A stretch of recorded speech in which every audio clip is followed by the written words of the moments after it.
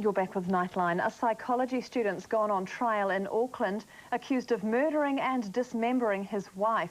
John Federici is alleged to have driven for days looking for somewhere to dump her body, their son along for the ride. Federici maintained he was not guilty of murder when his trial got underway today. In the Crown's opening address, the jury was told there was a history of violence in the couple's relationship, which worsened after he suspected she'd told police he was growing marijuana. Moore said on the night she was killed, there was a violent argument.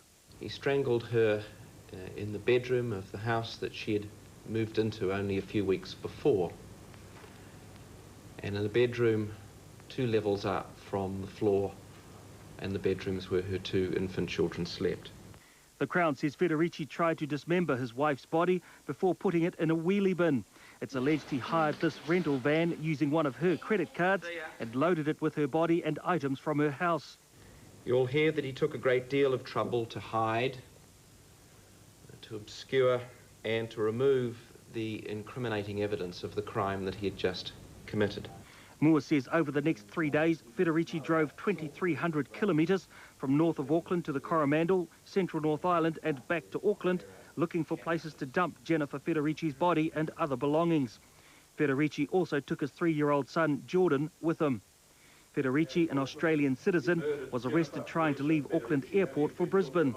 The Crown says it has a police video in which Federici admits his wife is dead. In it, he's alleged to ask police whether the dead woman's family must see her body if he tells where it is. More than 100 witnesses, including Jennifer Federici's mother and sister, are expected to be called to give evidence at this trial, which is expected to last up to 3 weeks. Gideon Porter, 3 News. A reprieve tonight for Russia's rickety space station Mir. A ship has finally arrived with food, fuel, oxygen and computer equipment. The docking early today was just in time. Space officials had warned last week that if the supplies didn't arrive within days, Mir could have plummeted to Earth. The supply ship takeoff was delayed until late Friday because of a dispute with Kazakhstan over use of its launch site. The debate over GM food gathered momentum in England today. More than 500 people turned out to protest at a government-run farm growing oilseed. It's one of 6 such farm trials in the UK. Despite police warnings, demonstrators did what they could to damage the produce. Angry confrontations followed and 3 people were arrested for causing criminal damage.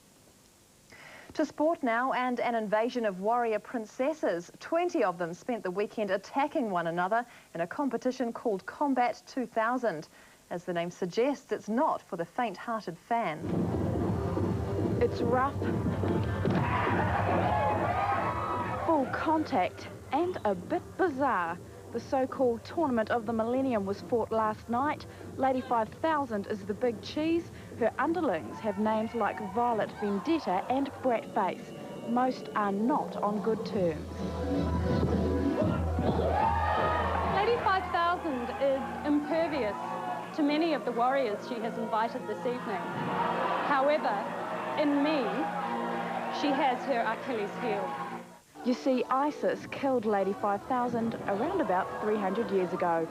Back in the real world, the competitors are students, businesswomen and mothers, and they're all hooked on sport fighting. Women are seeing it as a great way to release all that energy, stress. It's something new, something different, and it's a really good motivation tool.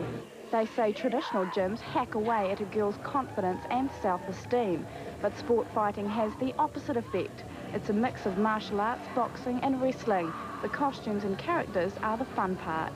I would have won that fight if it wasn't for the Queen's Guards distracting me with my sword. That little cheerleader managed to get that drop kick in on me.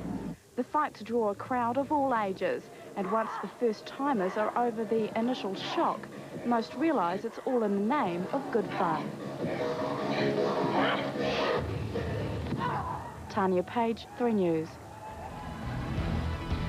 Don't run off too far, because after the break we tune into Dunedin's Walk of Shame and get a taste of Genghis Blues. Is it me,